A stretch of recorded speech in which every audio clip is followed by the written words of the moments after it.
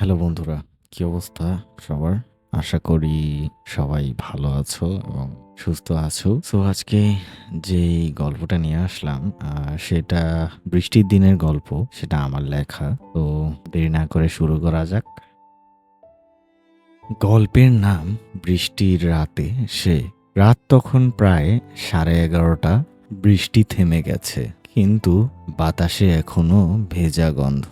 রিয়া জানালার পাশে বসে গান শুনছিল। হঠাৎ জানালার কাছে ঠকঠক শব্দ। ভয়ে তাকিয়ে দেখে একজন ছেলে দাঁড়িয়ে, পুরনো ধুতি পরা, চোখে এক অদ্ভুত শান্তি। রিয়া ঘাবড়ে গেল, কিন্তু ছেলেটা শুধু বলল, ভয় পেও না, আমি হারিয়ে গেছি। ওর কণ্ঠে এমন কিছু ছিল যা ভয়কে শান্ত করে দিল।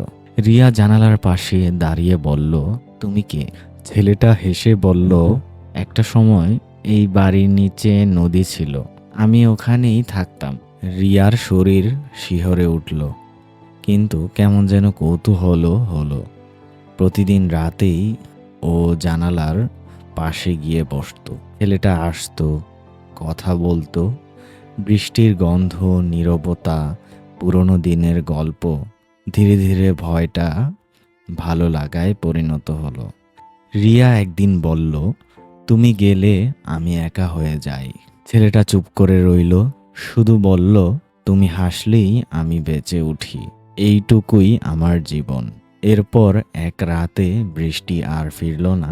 রিয়া আর তাকে দেখেনি, কিন্তু জানালার কাছে ভেজা আঙ্গুলের ছাপটা আজও রয়ে গেল। যেন কেউ বলছে, তুমি হাসলে আমি আছি, তুমি হাসলে আমি হাসি। এরকম সুন্দর সুন্দর গল্প পেতে এক্ষুনি আমার চ্যানেলটা সাবস্ক্রাইব করে ফেলুন। আর কিছু কিছু মিস্টেরিয়াস গল্প নিয়ে আসবো, আর মিস্টেরিয়াস আসল ঘটনা যা বাস্তবে ঘটেছে, এমন কিছু ঘটনা আর কিছু গল্প, এইগুলো নিয়ে পরবর্তী ভিডিওতে আবার হাজির হব। তো আজকের মতো এখানেই বিদায় নিচ্ছি। ওকে, আল্লাহ হাফিজ।